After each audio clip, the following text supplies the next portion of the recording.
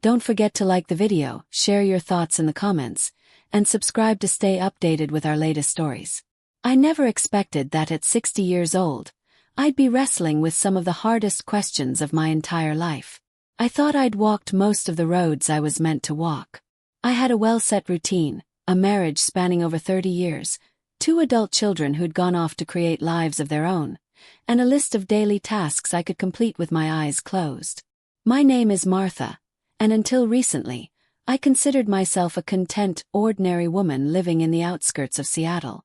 But one day, a casual mistake, an unlocked phone and a message I wasn't meant to see, shifted the foundations of everything I believed was secure.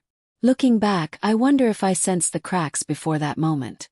Maybe somewhere deep inside, I knew my husband and I had drifted apart. Maybe I'd chosen not to see it. Or maybe, like so many couples, we had slowly, quietly settled into comfortable cohabitation, mistaking that for true closeness. In any case, let me take you to the night it all began. It was a Monday.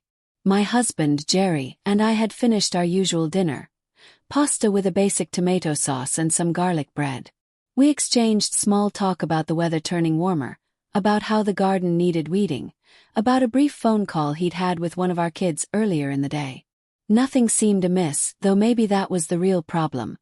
Everything felt so ordinary. After dinner, he said he needed to send a few work emails, so I left him in our small home office while I moved to the living room to watch a nature documentary. I remember it was about migrating birds, something soothing I could half pay attention to while flipping through a magazine. I wasn't particularly tired, so I ended up letting the documentary run in the background until Jerry finally came out of the office, said he was going to bed, and kissed me absent-mindedly on the forehead. I lingered in the living room a bit longer, then eventually got bored and wandered into the office to check an email or two of my own. That's when I saw that Jerry had left his phone on the desk, the screen still lit up with messages. Normally, I'd have just ignored it. Everyone deserves privacy, but I noticed he seemed to be in a hurry when he left. The phone was unlocked, and a message thread was open. My heart pounded when I caught a glimpse of the text.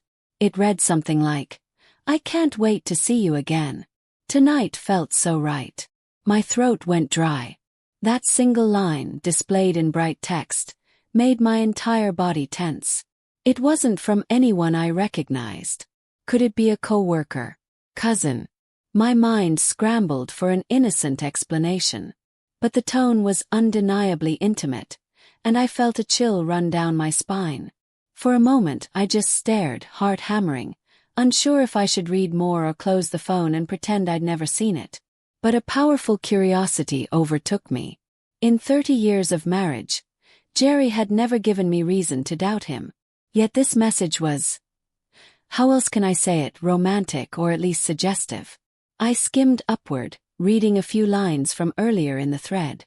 The conversation started out casual enough, comments about work and daily life, but quickly shifted into references about dinners, secret getaways, references to feeling alive, and never expecting these feelings to return.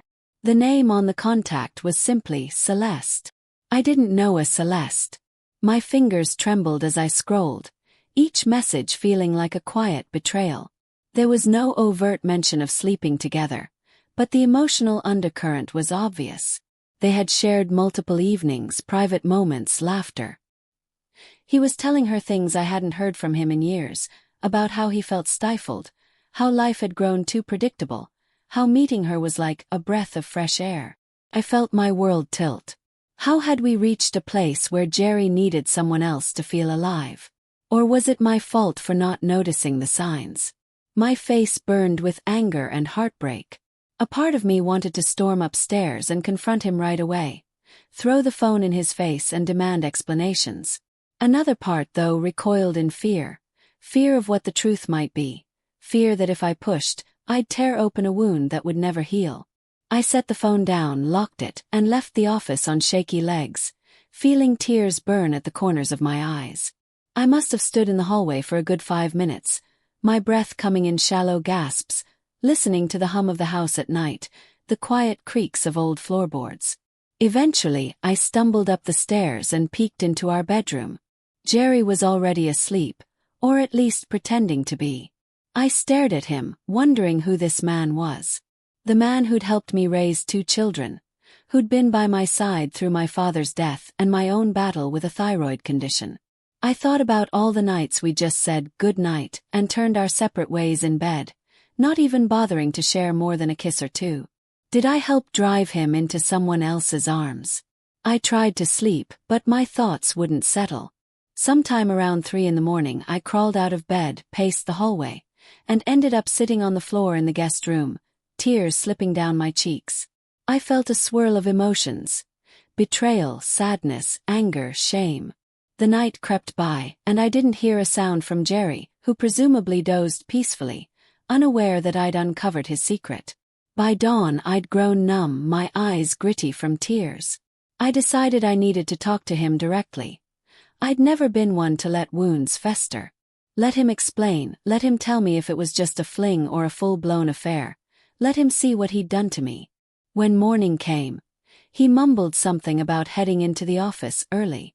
I confronted him in the kitchen as he was pouring coffee. I simply said, "Who's Celeste?" He almost dropped the mug. For a second, he looked like he might deny everything, but I guess the look in my eyes told him I knew. He set the coffee down, refusing to meet my gaze. In a shaky voice, he admitted she was someone he'd met at a business conference a few months ago. They'd clicked, felt an instant spark, started meeting for coffee, then dinner, then a few walks. He insisted it wasn't a full affair, that nothing physical had happened. He said he was just talking to her, exploring what he thought was a fleeting connection. But I'd read enough of their texts to know it was more than casual. He'd told her secrets about how he felt stuck in life, how our marriage had lost its spark, how he wished he could turn back the clock and live more freely. He never once tried to talk to me about these feelings. I felt a strange calm as he spoke. I asked him if he loved her, or if he was planning to leave me. He shook his head, eyes brimming with tears now, insisting he was just stupidly searching for excitement. My rage bubbled up then. Stupidly searching for excitement.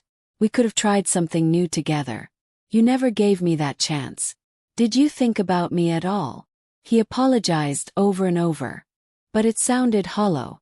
Eventually he left for work and I stood there, coffee going cold, unsure what to do next. That day I called my best friend Linda and told her I needed to talk. We met at a little diner. She was stunned. She'd always thought of Jerry as the stable, reliable type, not the kind of man to get entangled with someone else. She offered me a place to stay if I felt like I needed space. She also asked me if I'd considered counseling or therapy. My head spun. Counseling? Weren't we too old for that? Then again, we obviously had deep issues if Jerry was confiding his innermost thoughts in another woman. Maybe therapy was exactly what we needed. That night, Jerry came home looking exhausted. I half expected him to say he wanted a separation, but instead he stood there, tears in his eyes, repeating how sorry he was, how he didn't want to lose me, how he'd break off contact with Celeste immediately. I demanded to see his phone, demanded he show me how far this had gone. He hesitated but eventually complied, letting me read every message. It was painfully clear they'd been building an emotional bond. Even if they hadn't been intimate physically, it was an emotional affair. The kind that sometimes hurts just as badly because it means he gave up part of himself that used to belong to me, or should have belonged to me, to someone else. There were messages from just a few days ago, talking about her personal life, him giving advice, them daydreaming about hypothetical trips to the coast. My heart ached seeing how casually he shared that side of himself. A side he never showed me. We spent that evening locked in the living room, going in circles. Me asking why. Him claiming he didn't know, that he felt old and bored and worried that life was passing him by. He'd turned 64 last year, and retirement loomed in the distance. Our kids were grown, out of state, and we rarely heard from them except holiday calls and birthdays. He said he guessed he wanted to feel important to someone, to prove he wasn't just a tired old man. I told him I, too, sometimes felt like we were just existing, that we never did anything spontaneous anymore. But I never sought it outside. At some point we both ended up crying, acknowledging that maybe we'd both let the marriage stagnate. He insisted he'd stop talking to Celeste, that he needed time to figure out how to fix things with me. I said maybe we needed therapy. He agreed, albeit reluctantly. By the time we crawled into bed that night, we were exhausted.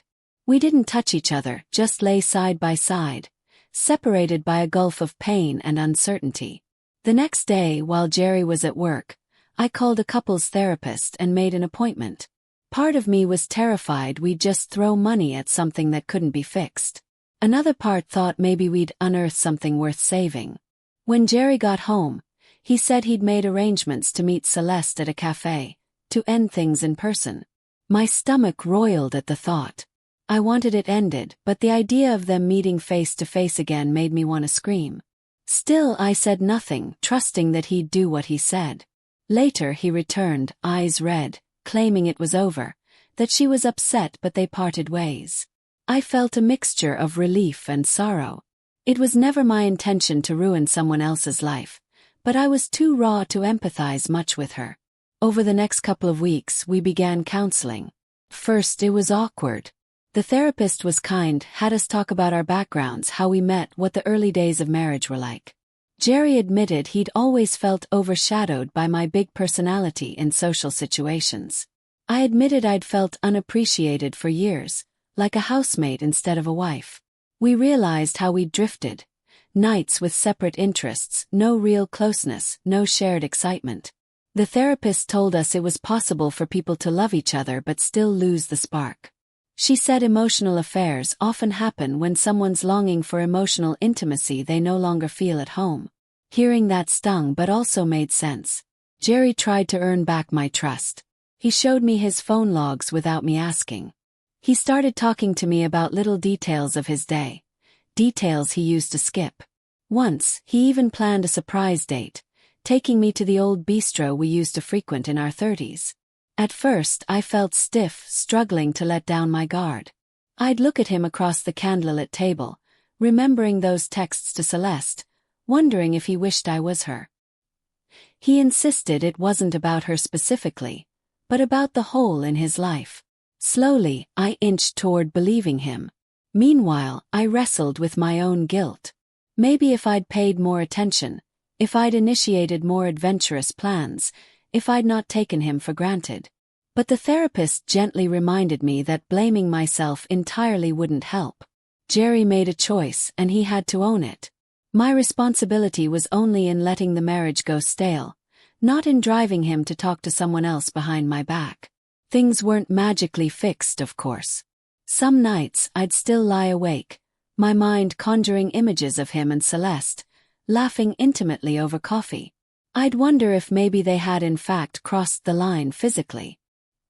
He swore on everything it never happened, but suspicion is like a poison that doesn't vanish overnight. The good thing was we were talking more openly. For the first time in years, we'd sit at the table and discuss our day in depth, not just the superficial. I discovered we'd both been lonely in different ways. He, feeling unaccomplished after turning 60, me, feeling invisible as kids and old friends drifted away. If only we'd shared these feelings sooner. Eventually, the tension eased somewhat, replaced by a tentative closeness. He started leaving me little notes like we did in the early years. Sometimes they were silly, sometimes sweet. One read, "I miss you even when you're in the next room," and I teared up reading it because we used to say that decades ago. We continued therapy, and it helped to air the resentments we'd kept bottled up. Jerry apologized again and again, not just for the affair, but for not noticing my own discontent. I apologized too, for letting the spark fade without a fight. Months went by, and we developed a new routine, one that included more us time.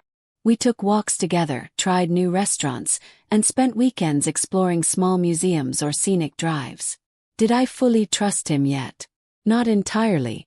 But every day, I saw him making an effort to show me I mattered. I tried to do the same, showing interest in his hobbies, encouraging him to talk about his feelings instead of burying them. It was strange, rediscovering each other in our early 60s, like we were learning a new language after years of half silence. One day, while cleaning the basement, I found old photo albums from our first few years of marriage. I flipped through them, marveling at how young we looked, how hopeful. Jerry came down to see what I was up to, and together we sat on the floor, reminiscing about the trips we took, the parties we attended, the silly inside jokes we used to share. We laughed more in that hour than we had in months, maybe years. And as we turned page after page, I realized that the bond we'd formed decades ago was still there, buried under the clutter of daily life. We just needed a jolt, albeit a painful one, to remind us not to let it slip away. Of course, I still had nightmares sometimes, dreaming I'd catch him texting Celeste again. But he never gave me cause to suspect it. He changed his phone number at one point, saying it was to close any lingering possibility of her contacting him. Part of me felt sorry for the woman, imagining she must have been lonely to get involved with a married man seeking an emotional connection. But part of me still resented her deeply, and I made no apologies for that. I told Jerry if she ever reached out, he needed to tell me immediately so we could handle it together. One evening, as we were winding down the day, I looked at Jerry and realized I felt something close to peace. Not a naive peace, but a cautious one. We'd been through a storm, and we'd come out the other side, bruised but determined. I asked him, "Do you think all this changed us for the better, or do we just move on like it never happened?" He paused, considering. "I think it reminded me I can't take you for granted. And I can't bury my regrets and fears. We have to share them, even when it's uncomfortable." I nodded, tears in my eyes. That was all I needed to hear in that moment. Would I choose to go through this again? Absolutely not. It was one of the most painful experiences of my life. But as strange as it sounds, sometimes devastation paves the way for honesty. Over time, we found a deeper layer in our relationship, a willingness to speak about our vulnerabilities. And ironically, that made me feel closer to him than I had in years. We even joked once that we were dating again, at 60 and 64, which made us both laugh and maybe cry a bit from relief. It wasn't always smooth. We had more fights in that year than in the previous 5 combined, because illusions had been shattered, and raw truths bubbled up. But each time we'd come back to the same question: do we still choose each other? And each time so far the answer had been yes. Because a marriage is more than a wedding ring. It's a choice you make over and over, especially when it's tested. Sometimes friends and family asked if we were all right, noticing maybe a shift in our dynamic. We never told them the full story. Some things feel too private, but we hinted that we'd gone through a rough patch and decided to fight for our relationship. A few close friends like Linda knew the gist, and they supported us with unconditional love and a discreet ear. I know some people might say an emotional affair is as bad as a physical one, or maybe even worse. I can't compare pains, but I can say that for me, the emotional betrayal cut deep. I'd always believed if Jerry had something troubling him, he'd come to me. Finding out he shared those hidden parts of himself with someone else made me question everything. But I learned trust can be rebuilt if the betrayer puts in the work, and the betrayed is willing to let them try. It's not guaranteed, but it's possible. These days our kids visit occasionally. They see a different energy between us, sometimes teasing that we act like we're newlyweds. We just laugh. I suppose that's one silver lining of this ordeal. It woke us up. We started checking in with each other about big and small things, from hopes for retirement to deciding whether we want to plan a big anniversary trip somewhere. We talk about feelings we once suppressed, like his fear of aging, my fear of becoming irrelevant, and how we can face those fears as a team instead of separately. That sense of teamwork had been missing. Looking back, I realize how easy it is to let your marriage become a routine, especially after decades together.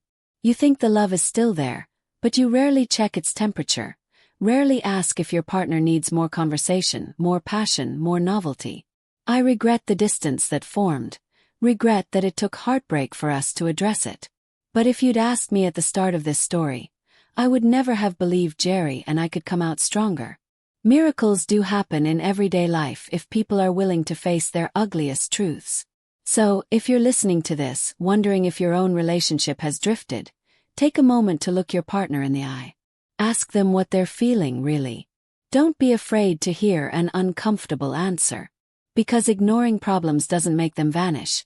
It just gives them space to grow until one day, you find messages from someone named Celeste on your spouse's phone. Or maybe you're the one who feels unseen, longing to be noticed. Open that conversation even if it scares you. In the end, it might save you from a crisis that could break you. Or, if you're already in a crisis, know that it doesn't have to be the end. It can be the beginning of a more authentic bond, if both of you want it badly enough. Thank you for listening to my story. If anything here resonated with you, please like this video, leave your thoughts in the comments, and subscribe for more real-life stories that pull back the curtain on what truly happens behind closed doors. Because sometimes, it's only when we face our hardest truths that we find the strength to build something real, something that can carry us through the years with genuine love, not just the facade of it.